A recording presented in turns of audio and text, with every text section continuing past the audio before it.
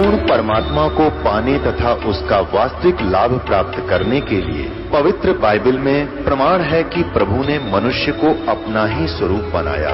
6 दिन में सृष्टि रचकर 7वें दिन विश्राम किया। कुरान शरीफ में प्रमाण है कि हजरत मोहम्मद को खुदा स्वयं कह रहे हैं कि मैंने तुम्हें उस परमात्मा की महिमा बताने के लिए भेजा है। वो परमात्मा कबीर है जिसने 6 दिन में सृष्टि रची तथा 7वें दिन तख्त पर जा विराजा। उसकी खबर किसी बाखबर से पूछकर तो देखो। कृपया अवश्य सुनिए जगत गुरु तत्वदर्शी संत रामपाल जी महाराज के अमृत वचन। अब आपको एक और दिखाते हैं जो आगरा से प्रकाशित है। नहीं, उसमें भी शंका रह जाएगी, शायद आगरा वालों ने थोड़ा अच्छा छाप रखा होगा। अब इसके प्रश्न नंबर 4 पर आपको दिखाता हूं। ये है सारवचन नशर, परम पुरुष पूर्ण धनी स्वामी जी महाराज के श्री। ये कहां से प्रकाशित है?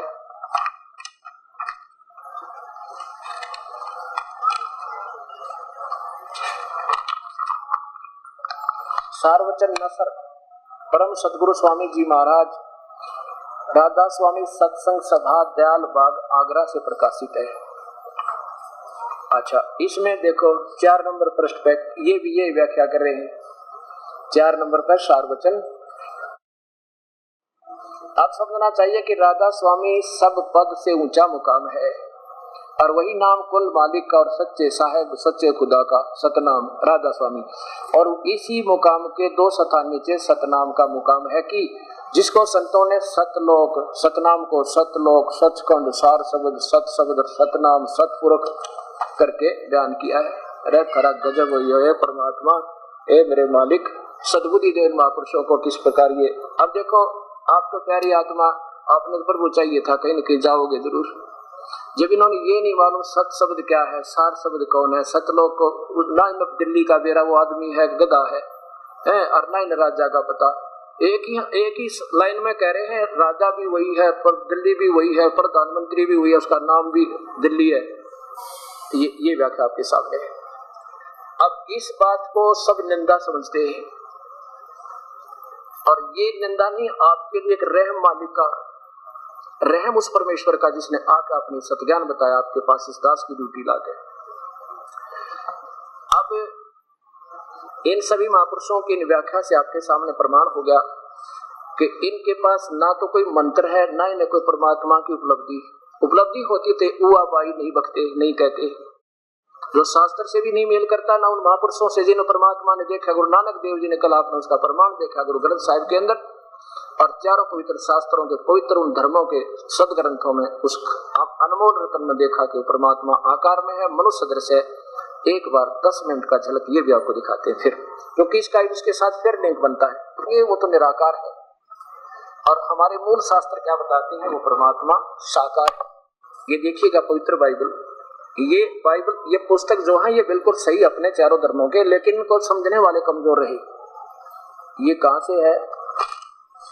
पवित्र शास्त्र बाइबल, इंडिया बाइबल लिटरेचर, 67 बरकार रोड, मद्रास, कलकत्ता, दूरभाष। इतने इसके बिल्कुल प्रारंभ में जहां से प्रारंभ होता है विश्व की उत्पत्ति, विश्व की सृष्टि के 7 दिन, पहला दिन, दूसरा दिन, तीसरा दिन और चौथा दिन और ये 5वां दिन। नीचे देखिए 6ठा दिन। इसमें बताया है कि परमात्मा कैसा है। फिर परमेश्वर ने कहा हम मनुष्य को अपने स्वरूप के अनुसार अपने समानता में बनाएं और वह समुद्र की मछलियों घरेलू पशु पक्षियों से यानी उनसे अधिकार रखे, उनसे वो सियाना हो, कंट्रोलर हो। जब परमेश्वर ने मनुष्य को परमेश्वर ने मनुष्य को अपने स्वरूप के अनुसार उत्पन्न किया। तो भगवान आकार में है, मनुष्य जैसा है। अपने स्वरूप के अनुसार परमेश्वर ने उसको उत्पन्न किया, फिर नर नारी करके मनुष्यों की सृष्टि की। सीधा इति सिद्धम, परमात्मा मनुष्य जैसा है और जिसने 6 दिन में सृष्टि हुई थी, 7 बंधन सतलोक अपने तख्त पर जा बैठा। और कहीं परमात्मा ने मांस खाने का संकेत नहीं दे रखा, ये मूल मालिक के आदेश हैं। उसके बाद कोई आगे आदेश संकेत है वो पुराणों की तरह ऋषियों के हैं, वो थानेदार दरोगा वाले आदेश है, वो मानने से हमें हानि होगी। फिर परमेश्वर ने उनसे कहा सुनो, जितने बीज वाले छोटे छोटे पेड़ सारी पृथ्वी के ऊपर जितने वृक्ष वाले बीज वाले फल होते हैं वे सब मैंने तुमको दिए हैं, वे तुम्हारे भोजन के लिए है। कहीं मांस खाने का पूर्ण पिता का संकेत नहीं है, आदेश नहीं है। और फिर जितने पृथ्वी के पशु और पक्षी, आकाश के पक्षी और पृथ्वी रंगने वाले जंतु हैं, जिनमें जीवन के प्राण हैं, उन सब के खाने के लिए मैंने हरे हरे छोटे पेड़ दिए और वैसा ही हो गया। इनको भी मांस खाने का किसी को आदेश नहीं है। फिर परमेश्वर ने जो किया था अच्छा लगा, देखा, फिर 7वें दिन विश्राम किया। जो कुछ किया था 7वें दिन समाप्त किया और परमेश्वर ने 7वें दिन को आशीष दी, वो पवित्र ठहराया।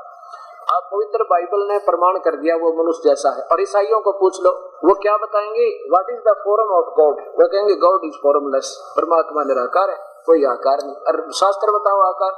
हिंदू ने पूछ लो, कहते परमात्मा कैसा हो, तो निरंकार है। और इनसे पूछ लो सिख धर्म से, आज वो भी कहो तो निरंकार है। और हमारे शास्त्र बता रहे हो तो आकार मनुष्य जैसा, उसका नाम कबीर है। वो मनुष्य, उसके 1 करोड़ सूर्य बना दे, करोड़ चंद्रमा उसके तेज से निकल रहे। ऐसा सब महापुरुषों ने, गुरु नानक देव जी ने आंखों देखा उस परमेश्वर को और प्रमाण दिया। गरीबदास जी ने आंखों देखा, उनका प्रमाण दिया। और ये शास्त्र भी सेम प्रमाण दे रहे हैं। आज से 600 साल पहले कबीर परमेश्वर स्वयं आए थे, पूर्ण ब्रह्म सतपुरुष अकाल मूर्त। उन्होंने अपनी महिमा आप बताई थी। उससे पहले कोई सचखंड का जिक्र किस शास्त्र में दिखा दो हमने, जब कहीं भी हो तो, या सतलोक या सतनाम दिखा दो किधर। उस परमात्मा ने ऐसे वेद प्रमाण देते हैं कि वो आप ही आकर अपनी सारी महिमा बताता है, कोई और बता ही नहीं सकता। अब इसके बाद देखो कुरान शरीफ, ये पवित्र कुरान शरीफ, ये हमारे सभी शास्त्र एक संकेत, कोई भी दूसरी व्याख्या नहीं इनमें। जहां तक बोल परमात्मा की सतवाणी का संपर्क है, यह वह इलामी किताब है जिसमें कोई संदेह की गुंजाइश नहीं। इसमें जो लिखा फाइनल समझना। श्री यह है पवित्र कुरान शरीफ। कहां से छपी है? शेरवानी संस्करण, लखनऊ किताबघर, मौसम बाग, सीतापुर रोड, ये लखनऊ। या फिर देखिए नीचे, लखनऊ किताबघर, मौसम बाग, सीतापुर रोड, लखनऊ से प्रकाशित है। और इसमें सूरत फुरकानी नंबर 25 में हे परमात्मा, कति नाम लिखा उस परमात्मा का, जैसे वेद में लिखा वो कबीर है, इसी प्रकार इस पवित्र शास्त्र में उसका नाम लिखा परमेश्वर का, वो कबीर है।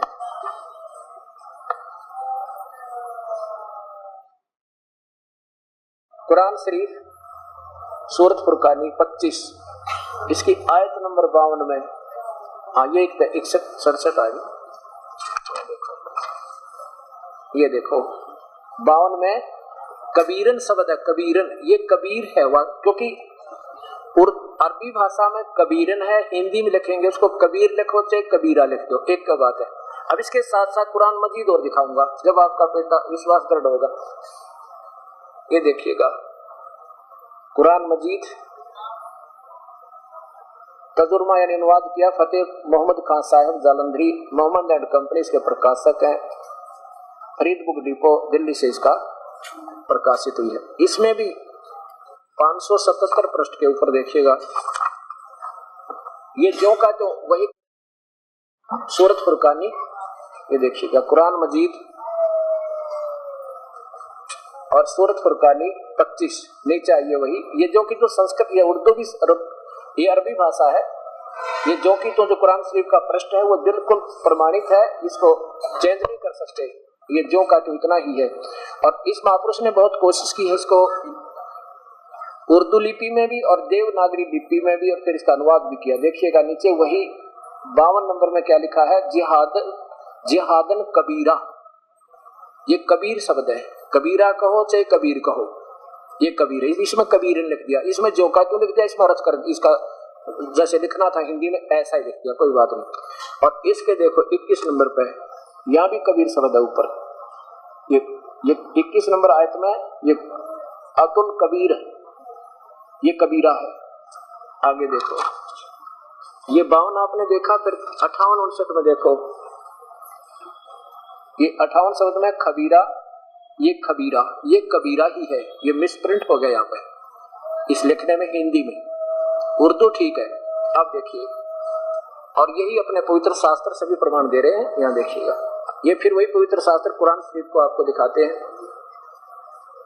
इसमें ये 7 लाइन पढ़ कर सुनाऊंगा, कति क्लियर हो जाएगी। और क्योंकि पवित्र बाइबल हिंदू, मुसलमान और सिख ईसाइयों को, दोनों धर्मों को मान्य है, और उसमें कुरानों में 40% उस पवित्र बाइबल का वर्णन है। अब कबीर, ये कबीरन है, इसका अर्थ क्या है? फला तुतियल काफिरन वजाहिदुम जिहादन कबीरन। इसका अर्थ ये बनता है, जो हजरत मोहम्मद जिसे अपना भगवान मानते हैं, जैसे गीता जी में अर्जुन श्री कृष्ण को भगवान मान रहा था, उसमें बोल रहा था काल ब्रह्म, तो वो बोलने वाला भगवान कह रहा है, यहाँ देखो इनकी अनुवाद किया इस महापुरुष ने, ए पैगंबर हजरत मोहम्मद को कह रहा है भगवान अल्लाह, जिसको हजरत मोहम्मद जी अपना खुदा रब मानते थे, वो कहता है हे पैगंबर तू इन काफरों का कहा न मानना है। और इस कुरान की दलीलों पे, यानी मैं जो तुझे बता रहा हूँ इसको आधारित मान कर, सत्य मान कर उन काफरों से संघर्ष करना, बड़ा इन्होंने अर्थ कर दिया बड़ा, कबीर का अर्थ बड़ा कर दिया। बड़ा नहीं लिखना था, या लिखना था उस कबीर परमेश्वर के लिए संघर्ष करना। ये काफिर तो मानेंगे नहीं, वो परमात्मा है कबीर जो तुझे जिंदा रूप में मिले थे आकर के, और तो उनकी बातों पर मत आना, उनके लिए संघर्ष करना और इस कुरान को मध्य नजर रखते हुए कि मैं जो कह रहा हूँ ये ठीक है। इसलिए उस कबीर के लिए संघर्ष करना, लड़ाई नहीं करना, उनकी बातों में। और ये वही है, ये वो परमात्मा है जिसने 6 दिन में सृष्टि रची, 7वें दिन तक बजा विराज। अब देखो इन्हें कबीरा 58 नंबर पे, और यहाँ कबीरन, ये कबीरन कहो चाहे कबीरा कहो वो एक ही बात है। अच्छा यह देखो, अब फिर कहा कि अब 53 में क्या लिखा है कि ये वही है, ये कबीर वही परमात्मा है जिसने 2 दरियाओं को चला मिलाया। नीचे आ जाओ, हम ज्यादा ना दिखा करके आपको तो दिखाना चाहती है। देखो ए पैगंबर उस जिंदा पे, जो जिंदा महात्मा रूप में तेरे पास आए थे उस पर भरोसा रखना, और जो कभी मरने वाला नहीं है, अविनाशी है, तारीफ के साथ उसकी पाकी बयान करते रहो। अपने बंदों के गुनाहों को यानी वो माफ कर देता है, बड़ा खूब। यहाँ या 58 शब्द में कबीरा है, बड़ा लिख दिया, काफी लिख दिया, काफी यह लिखना था। वो कबीर परमेश्वर अपने प्यारी आत्माओं के पाप कर्मों का भी विनाश कर देता है, वो काट देता है। आगे देखो, और ये वही है जिसने आसमान और जमीन के बीच में जो कुछ उनके बीच में है सबको 6 दिन में पैदा किया, और फिर तख्त पर जा विराजा, तख्त पर जा बैठा वो परमात्मा, आकार हुआ जो बैठा था जाके। आगे देखो, और वो अल्लाह बड़ा, वो अल्लाह कबीर रख दिया ना यहाँ पर, बड़ा की जगह कबीर, वो अल्लाह कबीर है जिसे अल्लाह अकबरू कहते हैं, अकबर कहते हैं, वो कबीर है। वो अल्लाह कबीर बड़ा रहमान है, दयालु है। और उसकी खबर किसी बाखबर से पूछ देखो, कुरान शरीफ बोलने वाला अल्लाह भगवान कह रहा है कि मैं नहीं जानता उस परम पिता के बारे में, वो तो कोई संत बताओगा, बाखबर तत्वदर्शी संत। उसकी खबर किसी बाखबर इल्म वाले से पूछ देखो, वेल नोन तत्वदर्शी संत से पूछो, मैं नहीं जानता उसको। यही पवित्र गीता जी बता रही, यही पवित्र चारों वेद बता रहे हैं, और यही दोनों मिलकर शास्त्र प्रमाण कर रहे हैं कि वो कबीर परमात्मा है। अभी दिखाता हूँ आपको, अब वेद दिखाता हूँ, यजुर्वेद जो का तो लिखा है वो कबीर परमेश्वर है। और शाम वेद में तो कम से कम 100 जगह लिखा है वो कबीर नाम उस परमेश्वर का, कबीर। अब देखो शाम वेद में, यजुर्वेद अध्याय नंबर 5 के और मंत्र नंबर 32 में। अब वैसे दास ने पहले भी इसका प्रमाण दिया है कि अग्नि माने परमेश्वर होता है, अग्नि माने परमेश्वर होता है। और इस महापुरुष ने जो स्वामी दयानंद जी महाराज ने, स्वामी जी ने जो ऋग्वेद का जो प्रारंभ किया सरलार्थ करना, इन्होंने कहा कि जहाँ अग्नि शब्द मिला है वहां परमेश्वर समझना, क्योंकि अग्नि माने तो आग से भी न मालूम है, आम व्यक्ति बता दे, लेकिन संत ही बताते हैं उसके आध्यात्मिक शब्दों का हिसाब किताब। यहाँ देखिएगा, इन्होंने बताया जहाँ अग्नि शब्द है उसको प्रभु मानना। वैसे तो अग्नि का फिर संदेश बताएगा, जहाँ अग्नि काम होगा तो अग्नि का अर्थ होगा। इसमें क्या बताते हैं, जहाँ अग्नि शब्द है, ये कहां से प्रकाशित है,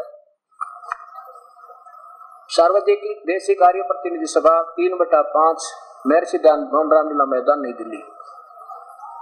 अब ये 10 मिनट का सत्संग आपको बिल्कुल निर्मल कर देगा, आपको विवश कर देगा सच्चाई की तरफ अग्रसर होने की। ऋग्वेद भाषा भाषा प्रथम मंडल प्रारंभ में ही अग्नि शब्द से शुरू हुआ। इस अग्नि शब्द के लिए महापुरुष जी क्या बताते हैं कि अग्नि आदि शब्द के 2 अर्थ करने प्रमाण है। इस ऋग्वेद मंत्र के में यह जाना जाता है कि एक सद ब्रह्म के, एक तो ब्रह्म भगवान, एक सद ब्रह्म यानी एक तो परमात्मा, एक पूर्ण परमात्मा। ये सदब्रह्म माने सच्चे भगवान के, एक झूठा भगवान है और एक सदब्रह्म पूर्ण परमात्मा के अंदर आदि अनेक नाम है। इस यजुर्वेद के मंत्र से अग्नि आदि नामों करके सच्चिदानंद परमात्मा का लक्षण वाले ब्रह्म को जाना जाता है। आदि इत्यादि प्रमाणों से अग्नि शब्द ब्रह्म और परमात्मा इन दो अर्थों का वाची है। इस प्रमाण से अग्नि शब्द से प्रजा कर शब्द करके भौतिक और प्रजापति करके ईश्वर का ग्रहण किया जाता है और इस ईश्वर का पति परमेश्वर है। इस प्रकार ऋग्वेद के प्रमाण से ज्ञान वाले तथा सर्वज्ञ प्रकाश होने करने वाले विशेषण से अग्नि शब्द करके ईश्वर का ग्रहण होता है। जहाँ पर अग्नि शब्द मिला कहते हैं अग्नि माने भगवान परमेश्वर समझना, ये मानकर चलना। अच्छा देखो, फिर इनके संकेत के आधार पर इन महापुरुषों ने श्याम वेद का, ये महर्षि दयानंद जी ने नहीं किया, बाकी इनके अनुयायियों ने इन्हीं की टिप्पणी को आधार मानकर श्याम वेद का अनुवाद किया। यजुर्वेद और श्याम वेद ये दोनों ही इकट्ठे जलदबंध हैं। यहाँ देखिए कहाँ से प्रकाशित है। प्रधान कार्यालय दयानंद संस्थान, वेद मंदिर, महात्मा वेद भिक्षु सेवा आश्रम, मुखबेलपुर, दिल्ली। इसमें जहां से ये श्याम वेद प्रारंभ होता है वहां चलिए।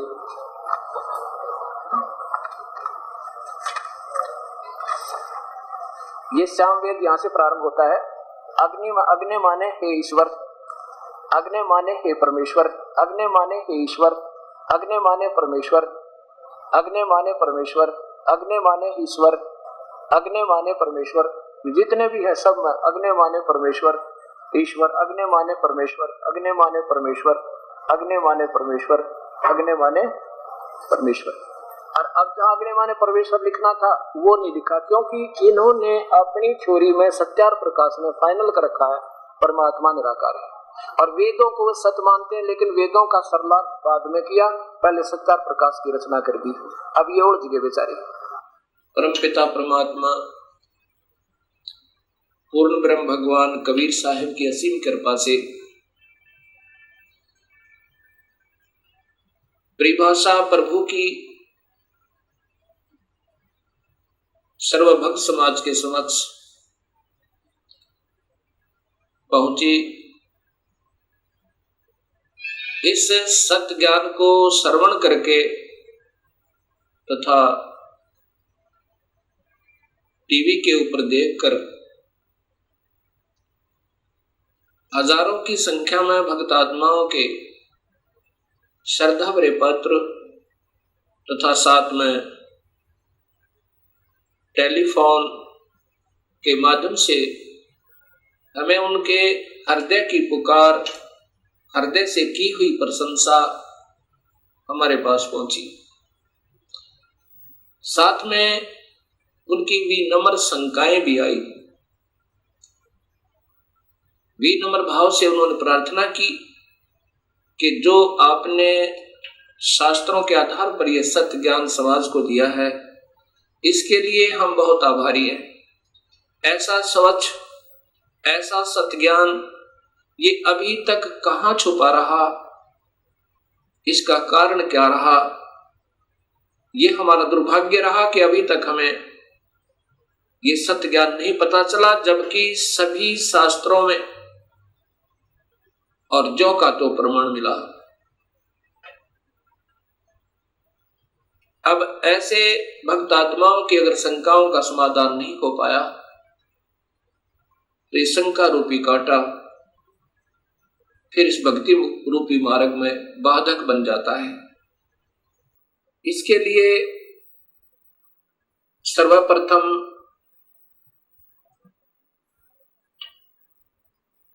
सृष्टि रचना का ज्ञान होना बहुत जरूरी है।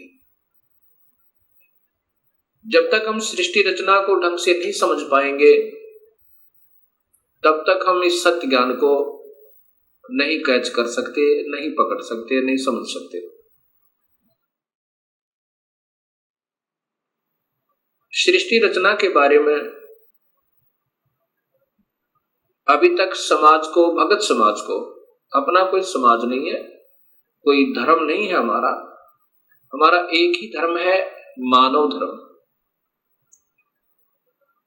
और जीव अपनी जाति है। ये सबसे पहले हमने याद रखना चाहिए।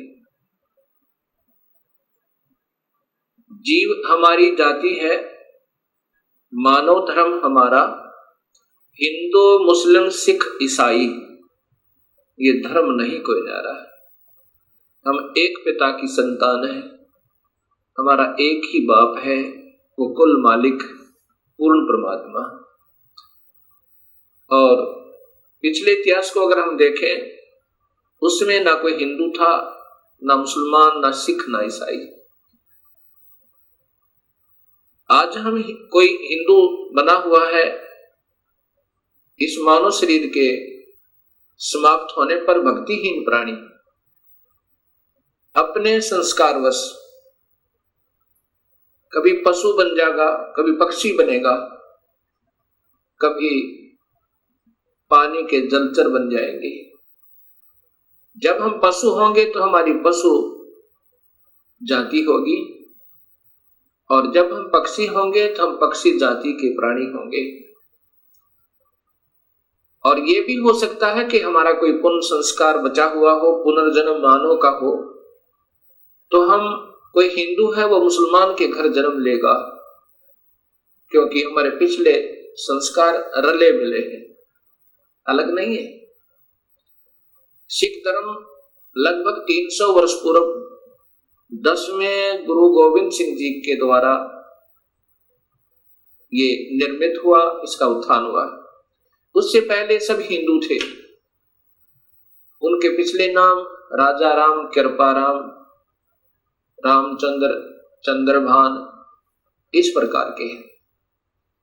3-4 पीढ़ी से पूर्व के जितने पूर्वज हैं वो इन नामों पर है। ऐसे ही इससे पहले मुसलमान धर्म नहीं था।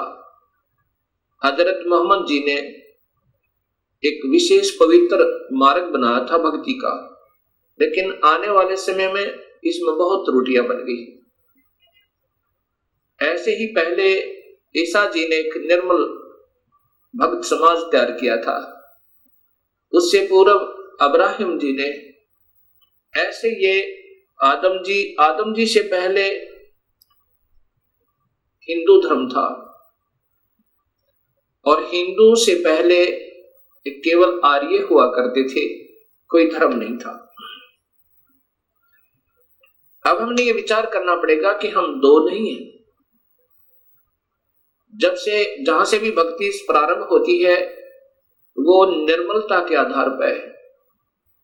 बीड़ी, शराब, मांस, तंबाकू उसमें कभी प्रयोग नहीं होता, और केवल एक प्रभु की ही साधना प्रारंभ होती है।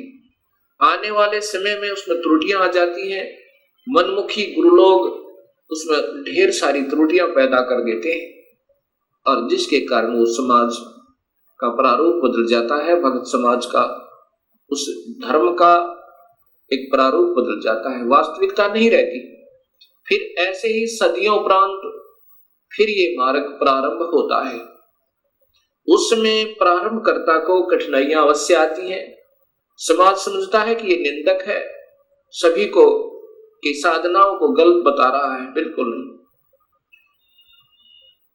गलत उनको लगेगा ये मार्ग जिनको स्वयं शास्त्रों का ज्ञान नहीं और उनके गुरुदेव अधूरे हैं, जिन्होंने आज तक ये नहीं बताया कि ये सृष्टि कैसे रचेगी, जबकि शास्त्रों में विद्यमान है ये सारा ज्ञान।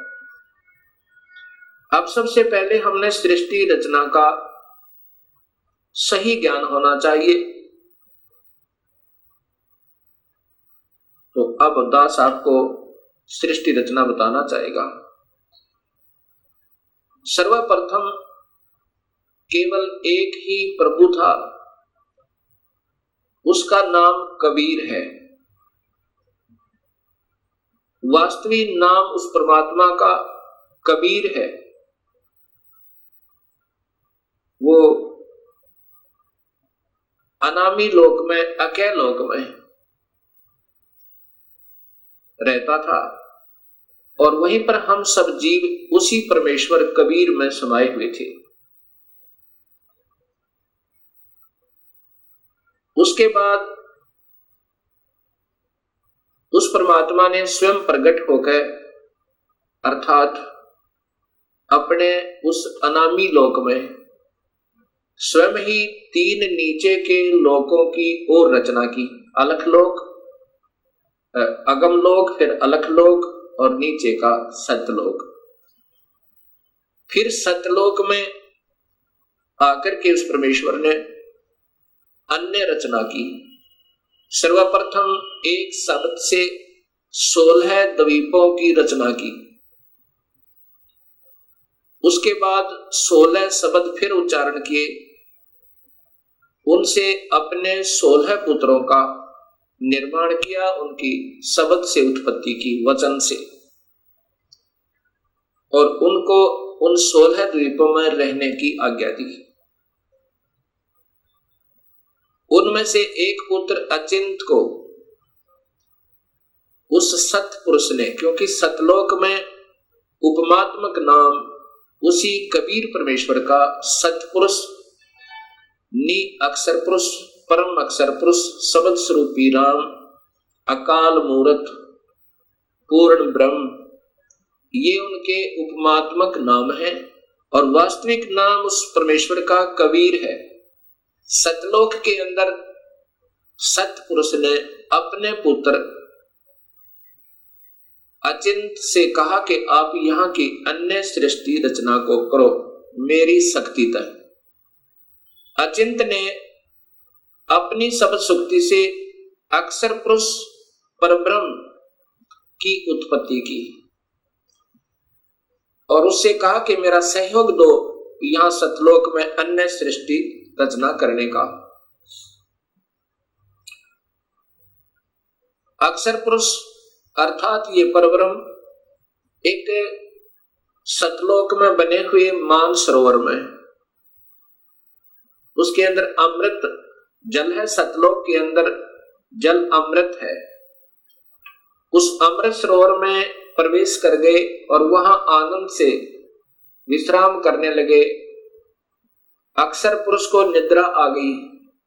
सतलोक के अंदर श्वासों से शरीर नहीं है। काफी समय तक सोते रहे। तब सतपुरुष ने अपनी शब्द शक्ति से अमृत तत्व से एक अंडा बनाया और उसमें एक आत्मा प्रवेश की। उस आत्मा समेत उस अंडे को उस जल में डाला, अमृत सरोवर में, उस मान सरोवर में। वो अंडा गड़गड़ गड़गड़ करता हुआ नीचे जा रहा है तो अक्षर पुरुष अर्थात इस पार ब्रह्म की निद्रा भंग हुई। जब ही कोई अधूरी निद्रा से जागता है उसके अंदर कुछ कोप होता है। अब जो ही उसने अपनी कोप सहित दृष्टि से देखा कि मेरी निद्रा किसने भंग कर दी, तब उसका वो कोप उस अंडे पर पड़ा। अंडा 2 भाग हो गया। उसमें से ये ब्रह्म निकला, क्षरपुरुष। ब्रह्म अर्थात क्षरपुरुष, इसी को ज्योत स्वरूपी निरंजन, वास्तव में इसका नाम कैल है, कैल। और यही आगे चल के काल कहा, ये आने वाले इसी विवरण में आपको ज्ञान होगा। आकाशवाणी सतपुरुष ने की कि तुम दोनों बाहर आओ। अक्षर पुरुष तुम निद्रा में थे और आपके बिना यहाँ सृष्टि नहीं रची जा रही थी। तुम दोनों बाहर आओ और तुम्हें जगाने के लिए सारी क्रिया की गई और तुम दोनों के दोनों अचिंत के लोक में रहो। ऐसे आदेश प्रभु का पाक है। वे दोनों के दोनों अचिंत के लोक में रहने लगे काफी समय तक। उसके बाद हम सभी की उत्पत्ति कबीर परमेश्वर ने, उसी सतपुरुष ने अपने शब्द शक्ति से हम सबकी उत्पत्ति वहां पर की। कुछ दिनों के बाद इस क्षर पुरुष के अर्थात ब्रह्म के मन में एक खरपतवार उपजा। इसके मन में ये आया कि मैं अपना अलग से राज्य बनाऊं। मेरे अन्य भाई सब एक एक द्वीप में रहते हैं और हम 2 यानी अचिंत और ब्रह्म, और साथ में ये अक्षर पुरुष पर ब्रह्म भी, हम एक ही द्वीप में रह रहे हैं। मैं अपना अलग राज्य चाहूंगा। इस उद्देश्य से ब्रह्म ने, क्षर पुरुष ने, ज्योत स्वरूपी निरंजन ने 70 युग तक अलग से एक पैर पर खड़ा होकर तपस्या की। जब ये तपस्या कर रहा था, हम ये सभी आत्माएं जो आज काल के लोक में दुख पा रहे हैं, चाहे आज कोई देव बना है, चाहे कोई महादेव बना है, चाहे आज कोई शूकर बना है, चाहे कोई गधा बना है, चाहे कोई राजा बना है, चाहे कोई रंक बना है, पशु या पक्षी बना हुआ है, ये सभी की सभी आत्माएं हम इस काल के ऊपर अर्थात इस ब्रह्म के ऊपर आसक्त हो गए। और यही बीमारी आज हमारे अंदर विद्यमान है, यही प्रक्रिया। जैसे ये नादान बच्चे किसी हीरो और हीरोइन को देखकर उसकी अदाओं के ऊपर इतने आसक्त हो जाते हैं कि वो अगर आसपास कहीं किसी शहर में वो हीरो, वो अभिनेता या अभिनेत्री आ जाए, लाखों की संख्या में उनके दर्शनार्थ भीड़ उमड़ जाए और लेना एक न देने दो, कुछ मिलना नहीं उससे। ऐसी हमारी वृत्ति वहां बिगड़ी थी सत्यलोक में। हम वहां रहा करते थे अपने पिता के पास, कोई दुख नहीं था, कोई मृत्यु नहीं थी, हमारे परिवार थे, हम प्यार से रहा करते थे। लेकिन वहां हम अपने पतिव्रता पद से गिर गए, अपने मूल मालिक उस पूर्ण ब्रह्म जो सर्व सुखदायी सदा सहाय आत्मा का आधार वास्तव में भगवान है, जो जीव को दुखी नहीं करता, जन्म मरण के कष्ट में नहीं डालता, कुत्ते और गधे नहीं बनाता, उसको छोड़कर और हम इस काल यानी ब्रह्म के ऊपर आसक्त हो गए। जब इसने 70 युग तप कर लिया, तब पूर्ण परमात्मा ने, पूर्ण ब्रह्म ने, सतपुरुष ने पूछा भी क्या चाहता है तू कैल क्या चाहता है, ब्रह्म तू क्या चाहता है। तब इस ज्योत स्वरूपी निरंजन ने कहा कि पिताजी, ये स्थान जहां मैं रह रहा हूं ये कम है, मुझे अलग से राज्य दो। तब उस पूर्ण ब्रह्म ने इस ब्रह्म के तप के बदले में 21 ब्रह्मांड प्रदान कर दिए, जैसे 21 प्लॉट दे देवे कोई साहूकार पिता अपने पुत्र को। 21 ब्रह्मांडों को पाकर ये ज्योत निरंजन बड़ा प्रसन्न हुआ। कुछ दिनों के बाद इसके मन में आया कि इसमें कोई अन्य रचना करूं, उसके लिए कुछ समान पिताजी से मांगू। इसने 70 युग तप फिर किया। तब सतपुरुष ने पूछा कि आप क्या चाहते हो, आपको 21 ब्रह्मांड प्रदान कर दिए। तब इस ब्रह्म ने कहा कि पिताजी, इसमें कुछ रचना करना चाहता हूं, कृपा रचना करने की सामग्री दीजिए। सतपुरुष ने इस ब्रह्म को 5 तत्व और 3 गुण प्रदान कर दिए। इसके बाद इसने सोचा कि ब्रह्म ने सोचा कि इसमें जीव भी हो, मेरा अकेले का मन नहीं लगता। इस उद्देश्य से 64 युग तप फिर किया। तब सतपुरुष ने पूछा कि क्या चाहता है ज्योत निरंजन, अब तो तुझे मैंने जो मांगा सो दे दिया। तब ब्रह्म ने कहा, पिताजी कृपा मुझे जीव प्रदान करो, मेरा अकेले का दिल नहीं लगता है। उसमें पूर्ण ब्रह्म सतपुरुष कबीर परमेश्वर ने कहा कि ज्योत निरंजन, तेरे तप के बदले में राज्य दे सकता हूं और ब्रह्मांड चाहिए वो दे सकता हूं, परंतु ये अपनी प्यारी आत्मा, अपना अंश नहीं दूंगा तुझे। ये तो तेरे किसी भी क्रिया, धर्म, धार्मिक क्रिया से, तप से, किसी भी जप से नहीं दूंगा। हाँ, यदि वो स्वयं कोई जाना चाहता है अब सब इच्छा से, कोई हंस आत्मा, कोई भक्त आत्मा, तो मैं स्वीकृति दे सकता हूं, नहीं तो मैं अपनी इच्छा से नहीं कहूंगा, ये मैं नहीं दे सकता। इस बात को सुनकर ये ब्रह्म क्षर पुरुष ज्योत स्वरूपी निरंजन अर्थात जो भविष्य में फिर काल कहलाया, हमारे पास आया। आज हम जितनी भी ये दुखी आत्मा इस काल के 21 ब्रह्मांड में पीड़ित हैं, हमारे पास ये ब्रह्म आया और हमसे कहा कि मैं वहां अलग से ब्रह्मांड लिए हैं मेरे पिताजी से अपने तप के बदले में, वहां ऐसे स्वर्ग बनाऊंगा, महास्वर्ग बनाऊंगा और ऐसे दूधों की नदी बहाऊंगा, झरने बनाऊंगा। क्या आप मेरे साथ चलना चाहते हो? तब हम सभी ने जो यहां काल के 21 ब्रह्मांडों में पीड़ित हैं, कहा कि यदि पिताजी हमें आज्ञा दें तो हम चलने को तैयार हैं। इस बात को सुनकर ज्योत स्वरूपी निरंजन कबीर परमात्मा के पास आया, सतपुरुष से कहा, इस काल ने ब्रह्म ने कि पिताजी कुछ आत्माएं मेरे साथ चलने को तैयार हैं, उन्होंने सहमति दी है। तब पूर्ण परमात्मा सतपुरुष अर्थात कबीर देव ने, कबीर साहिब ने कहा कि यदि वो मेरे सामने स्वीकृति देंगी, जितनी भी आत्माएं हैं जो तेरे साथ जाना चाहते हैं, तो मैं उनको आज्ञा दे दूंगा।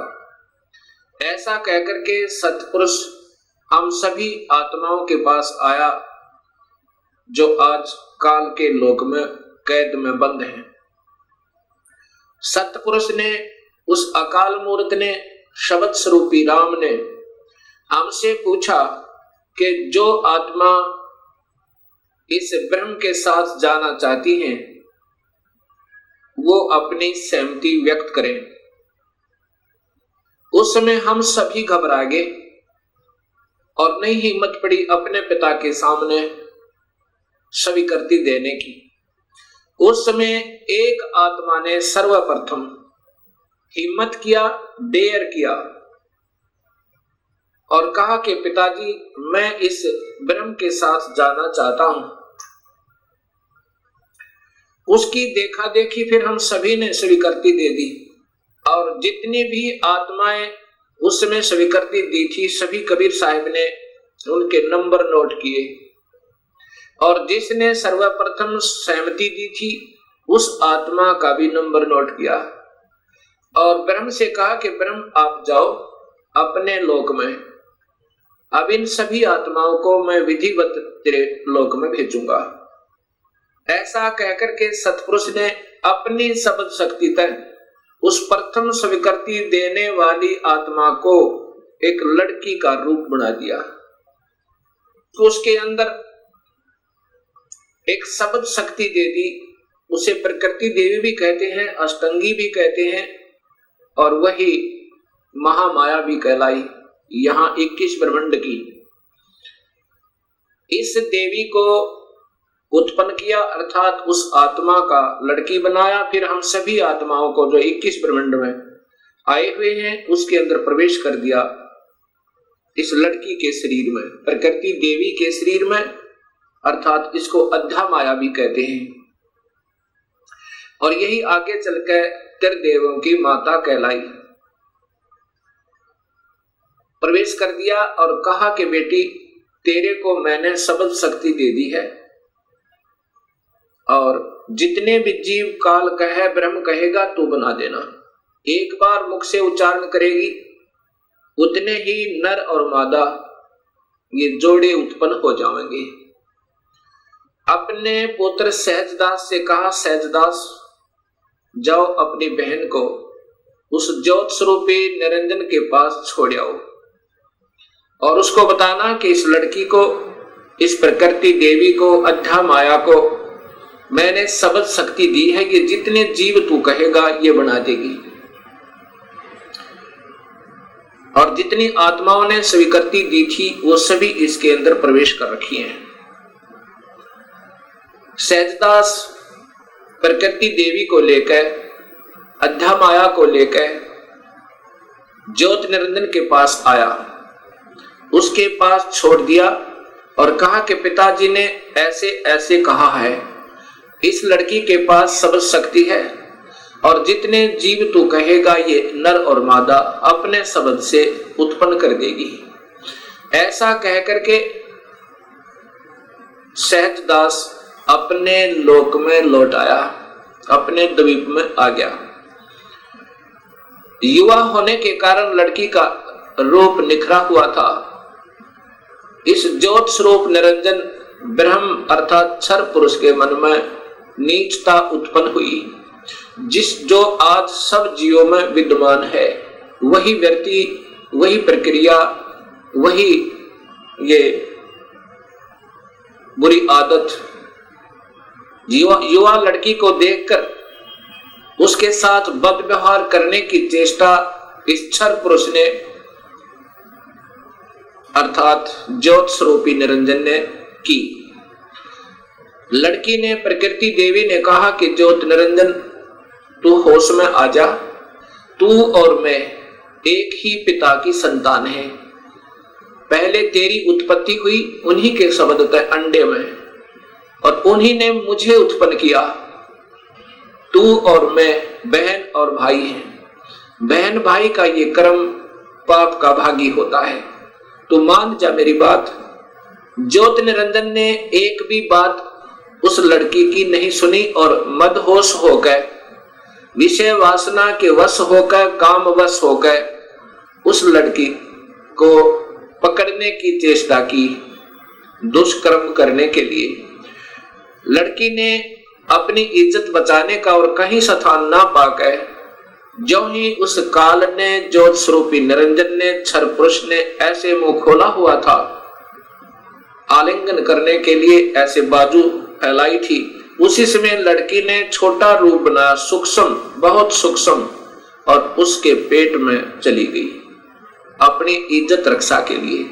वहां से अपने पिता से पुकार की, हे परम पिता, हे सतपुरुष, हे कबीर परमेश्वर, मेरी रक्षा करो। इस प्रकार मैं काल से अपनी इज्जत रक्षा के लिए, इस ब्रह्म से अपनी इज्जत रक्षा के लिए इसके पेट में प्रवेश हूं और मुझे आकर मेरी रक्षा करो, मुझे बचाओ इससे।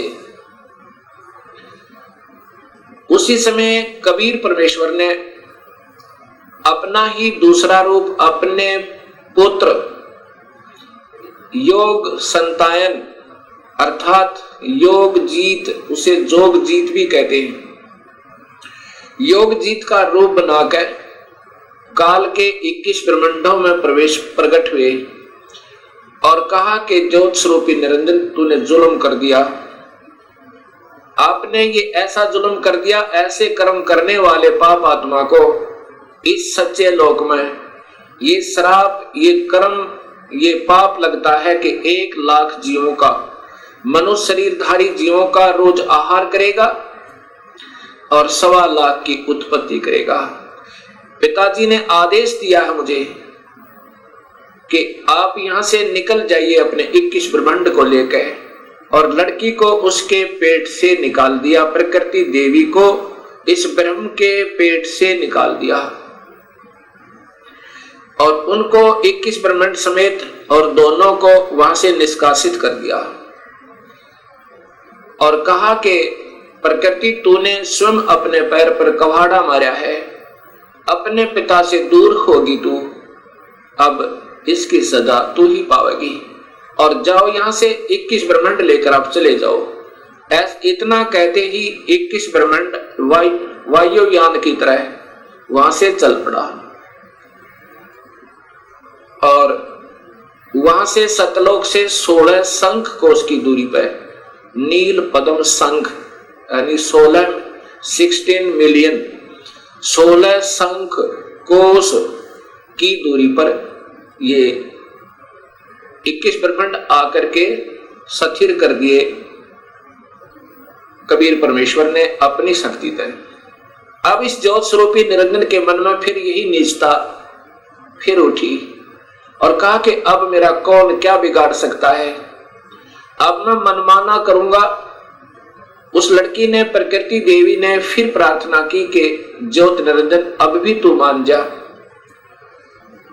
पहले तो आप और मैं एक ही पिता की संतान हैं और दूसरे मैं तेरे पेट से होकर आई हूं। ये कर्म, अब मैं तेरी बेटी बन गई।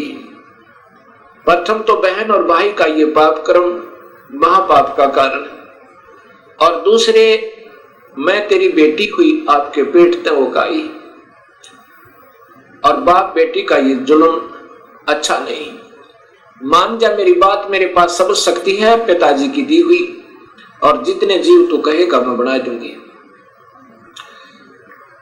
लेकिन इस ज्योत स्वरूपी निरंजन ने एक भी बात नहीं सुनी उस प्रकृति देवी की, दुर्गा की।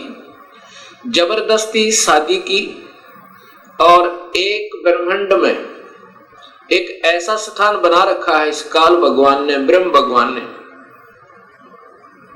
वहां पर ब्रह्मलोक कहते हैं उसको। उस ब्रह्मलोक के अंदर इसने 3 स्थान बना रखे हैं, एक रजोगुण प्रधान, एक सतोगुण प्रधान और एक तमोगुण प्रधान।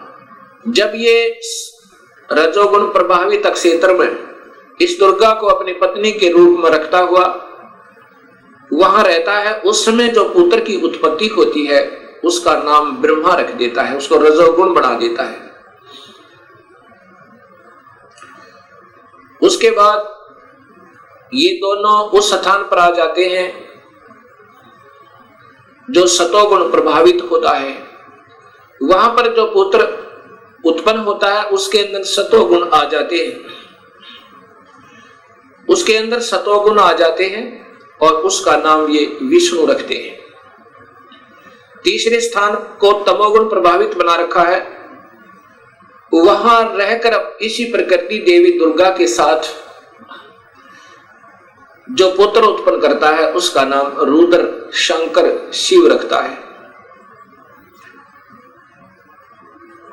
ऐसे ही हर ब्रह्मांड के अंदर इस काल भगवान ने, ब्रह्म भगवान ने ये ब्रह्मलोक बनाए हैं और वहां पर ये ऐसे ही कुछ समय के लिए प्रकृति देवी को अपने साथ रखता है और उसके बाद वहां से अंतर्ध्यान हो जाता है। अब जब इसने इस लड़की को, प्रकृति देवी को बदनजर से देखा था और ये लड़की प्रकृति देवी ने इसके पेट में शरण पाई थी, ज्योत निरंजन के पेट में, और फिर सतपुरुष ने अपने पुत्र जोगजीत का रूप बना करके आकर उसको निकाला था। उस दिन से इसका नाम काल पड़ा। कहा था कि आज से तेरा नाम काल होगा और 1 लाख जीवों का, मनुष्य शरीरधारी प्राणियों का रोज आहार करेगा और 1.25 लाख की उत्पत्ति किया करेगा। ये वहां पर सतलोक के अंदर ऐसा दुष्कर्म करने वाले को सबतर पाप लग जाता है। अब ज्योत स्वरूपी निरंजन काल ने अपनी पत्नी से कहा कि मैं ऐसे स्थान पर रहूंगा जहां पर कोई नहीं आ सकता, और आज के बाद मैं 20 ब्रह्मांड के अंदर किसी भी व्यक्ति को, किसी भी प्राणी को आकार रूप में दर्शन नहीं दूंगा।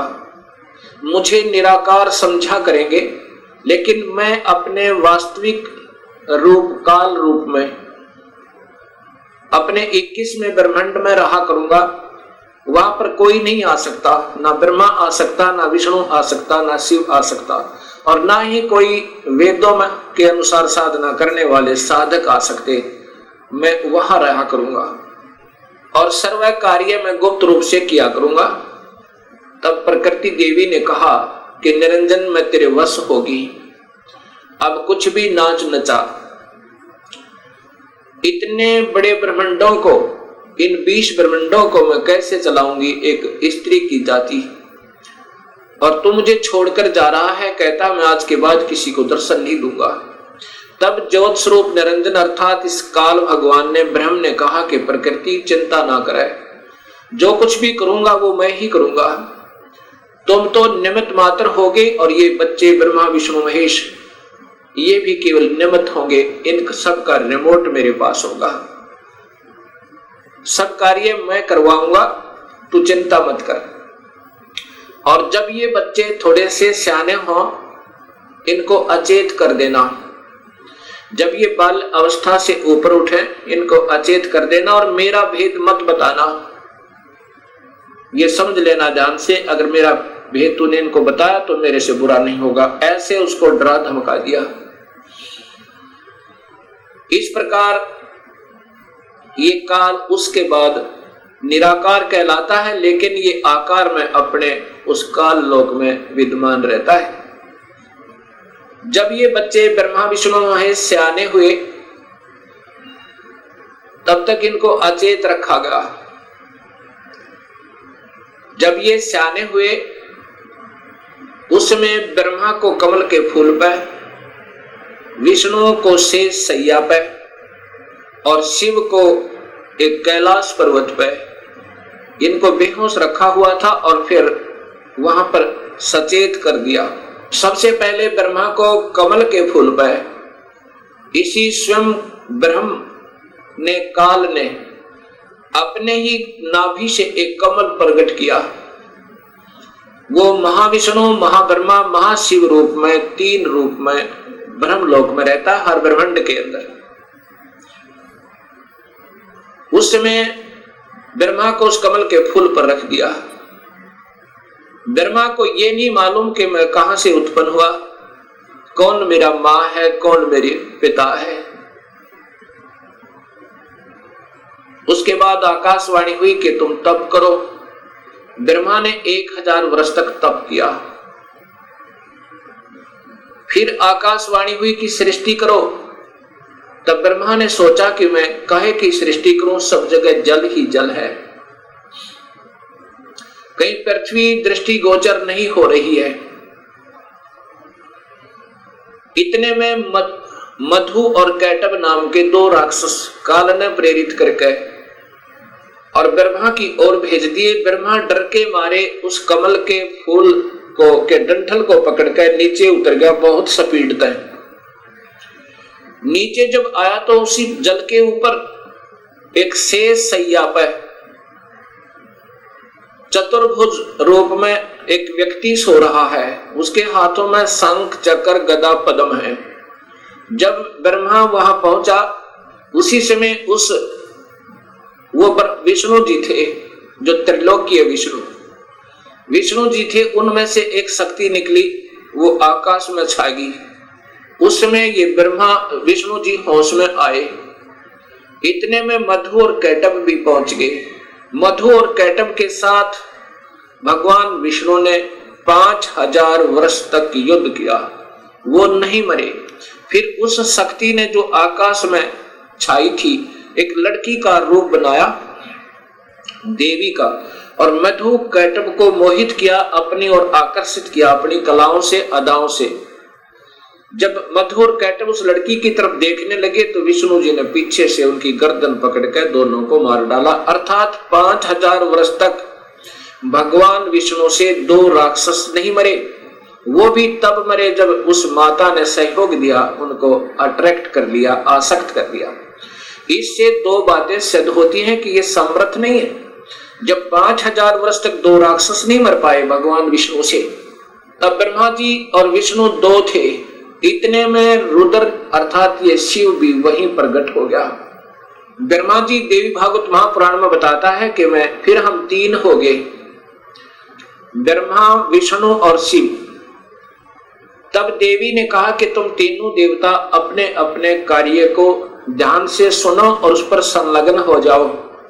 ब्रह्मा जीवों की उत्पत्ति करवावे, उनको रजोगुण प्रभावित करके, ये केवल इतने ही ब्रह्मा हैं। और विष्णु फिर इनके आपस में सतिथि बनाए रखा है, मोह ममता में फंसाए रखा है। ये विष्णु जी की ड्यूटी है और शिव की ड्यूटी है कि ये संहार करे। तब इन तीनों ने कहा कि हे माई, हे देवी, कहीं पर पृथ्वी नजर नहीं आ रही है और पृथ्वी के बिना प्राणियों की सृष्टि, स्थिति और संहार असंभव है।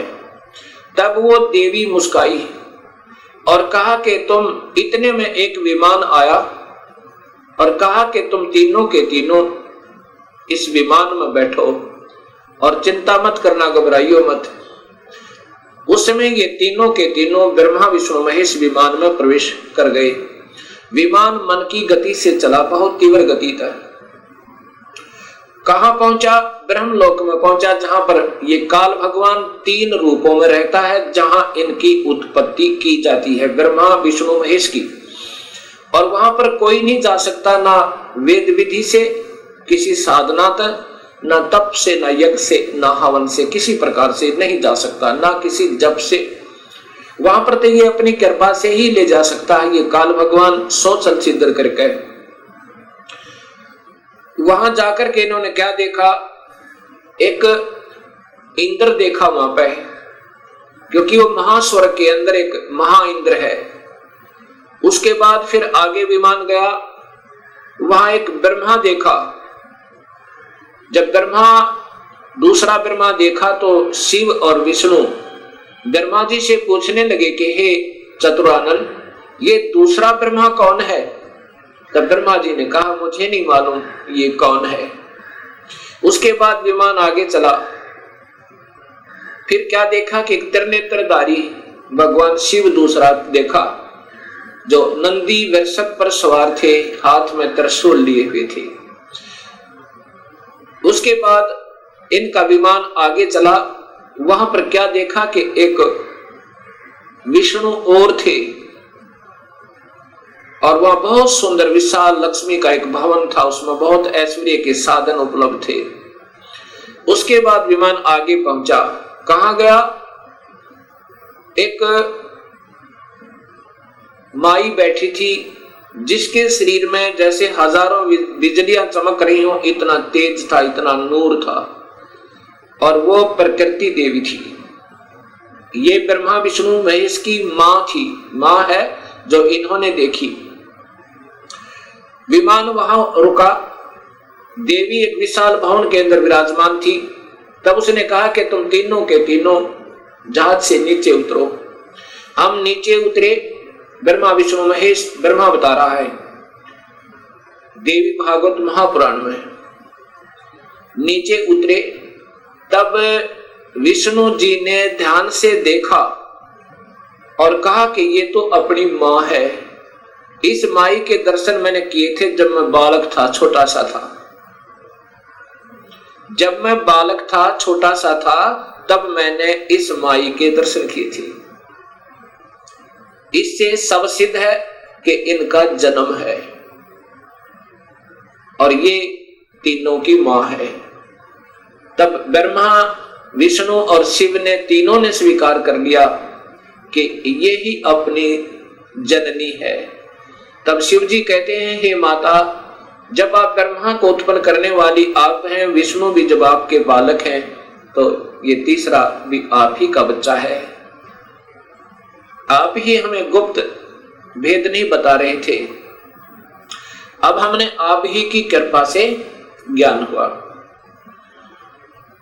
अब इसका प्रमाण आपको सबसे पहले देवी भागवत महापुराण में देता हूं। पहले आपको देवी भागवत महापुराण से प्रथम शिव पुराण को दिखाता हूं, उसके बाद फिर आपको देवी भागवत महापुराण दिखाऊंगा। और ये शास्त्र पहले से उपलब्ध थे, कोई आज नए नहीं बनाए इस दास ने, क्योंकि जितने हमारे अभी तक शास्त्र विद रहे वो अल्पज थे, अधूरे ज्ञान युक्त थे, वो उनको इस सत्य मार्ग का पता नहीं था। इसलिए हमारे सभी पूर्वजों को भूत बना दिया, गीता विरुद्ध साधना करवा के, और पितर बनवा दिया गीता विरुद्ध साधना करवा के। गीता में लिखा है कि देवी देवताओं की पूजा मत करो, ब्रह्मा विष्णु महेश की पूजा तक भी नहीं करनी है, तीनों गुणों की भक्ति नहीं करनी है, केवल ब्रह्म से प्रारंभ होती है भक्ति और पूजा करनी है केवल पूर्ण ब्रह्म की। अब मैं आपको देवी भागवत, पहले आपको शिव महापुराण दिखाता हूं।